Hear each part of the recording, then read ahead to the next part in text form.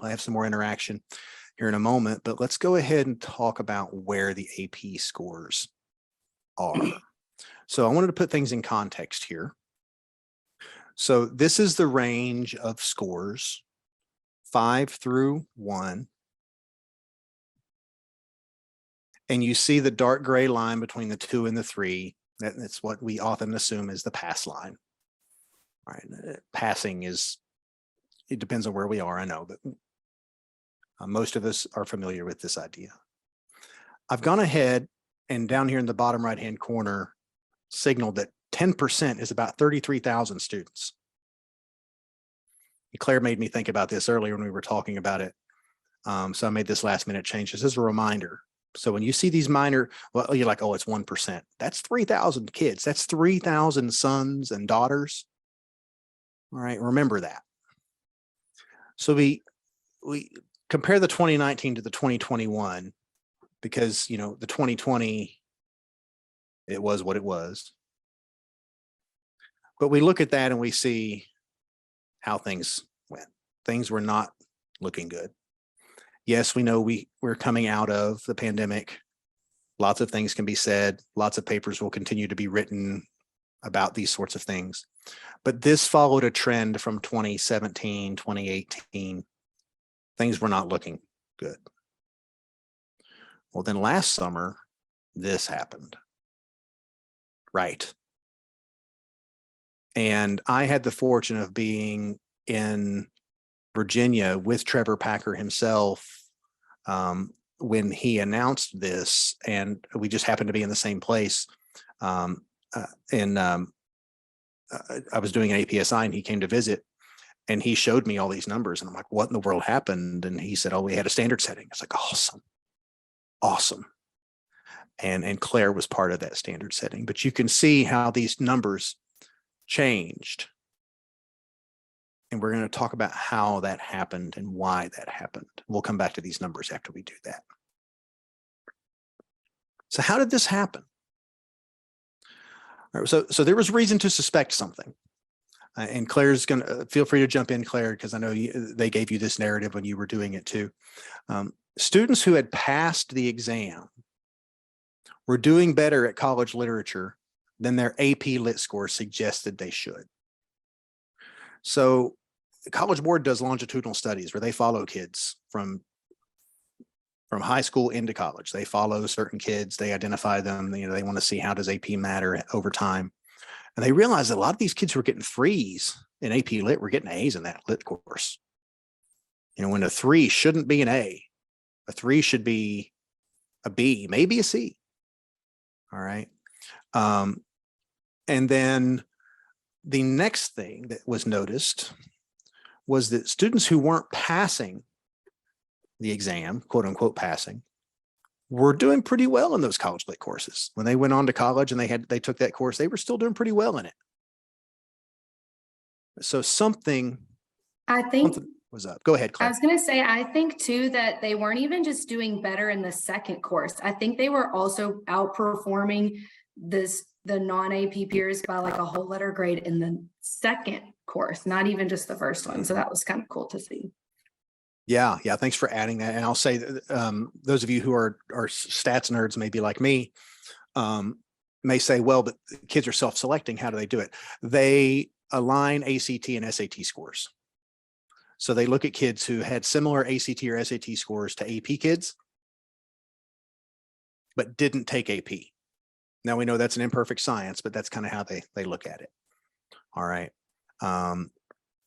Yeah, I see the back and forth between Claire and Jeff there. You know, I love it. Thanks, Jeff.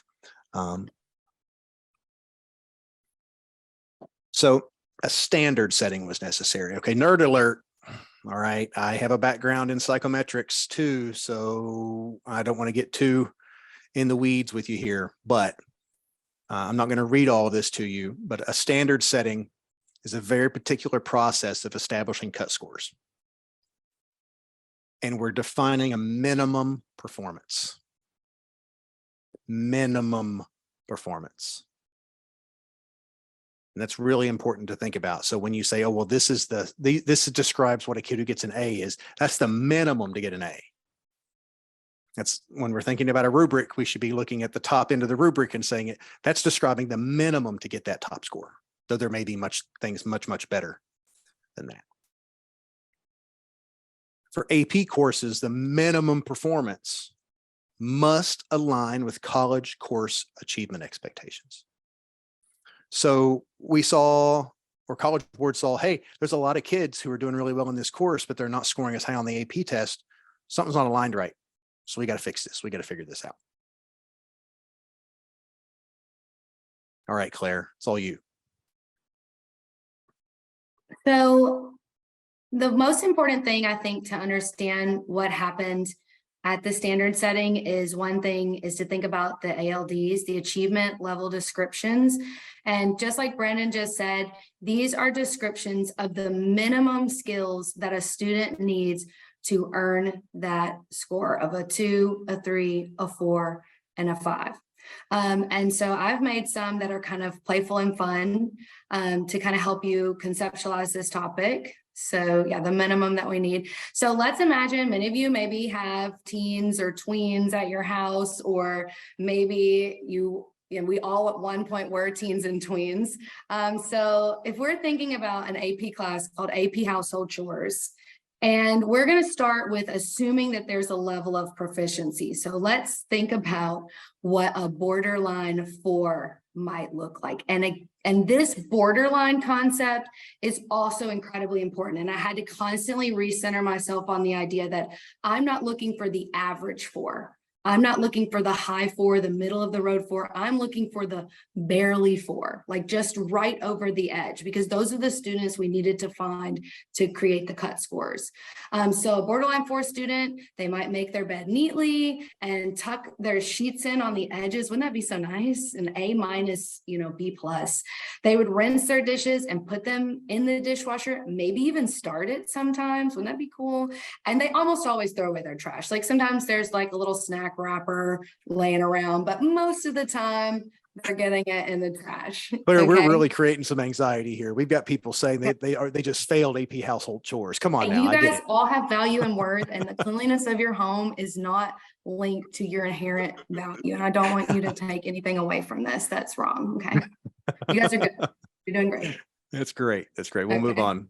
Yeah. So let me make borderline 5, this is like an A+.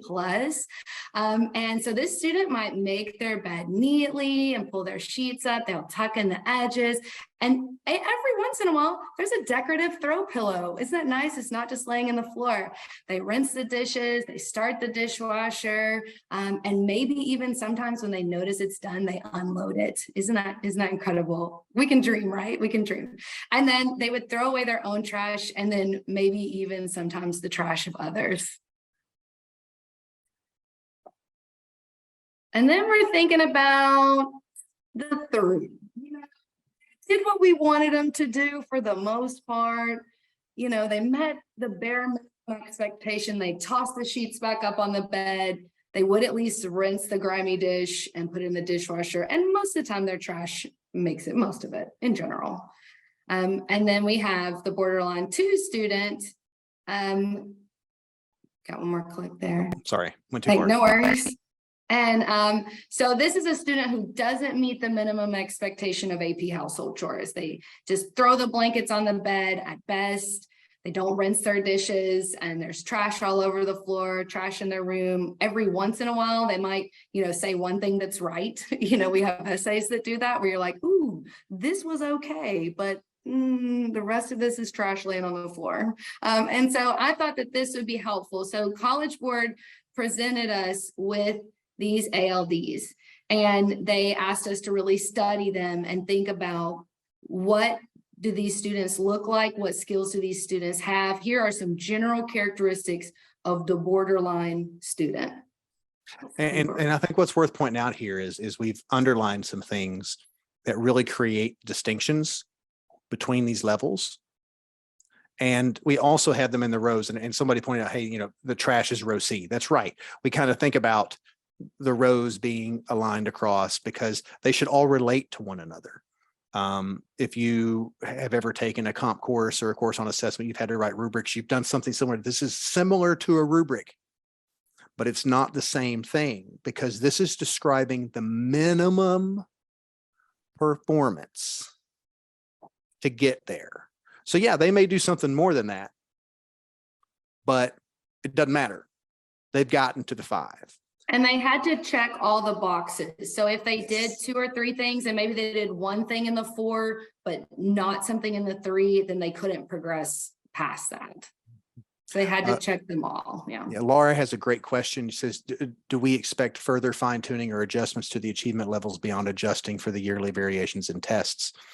Laura, I'll answer. I don't know if they mentioned that to Claire at all, but I'll go ahead and address it. I know this changes like that, tweaks to the ALDs are not done often because it does statistically affect things, unless they recognize that there's a real need, like was seen when we pointed out before that the test wasn't really reflecting the performance of students. Students weren't getting as much credit as they probably should have. Claire, did they mention that to you all at all? You know, they talked to us a lot too about thinking about the ALDs in relation to the rigor of the exam. Mm-hmm. So while I think that the ALDs, it seems like, I don't think that they'll necessarily change them. They might like fine tune them to some extent, but as we know, like some tests are inherently a little more challenging. Like I always think about The Adventures of Peregrine Pickle by Tobias Smollett, like, you know, the complex interplay between social propriety and emotion. What was a defensible thesis and, you know, quality commentary on that essay might look different than the piece from last year. So I think that they're always considering that, even though like our expectations are the same, like they asked us to consider the rigor of the exam as we looked at these ALDs and these student samples. Yeah. Thank you for that. All right. So it's great. You know, we're the best teachers are masters of analogy. And so Claire's created a great one here for the household chores. And I hope no one feels judged. It's okay. We're working on my 12-year-old who is a borderline 3 right now. We'll get there. We're all getting there. Right. Okay. So let's move on a little bit.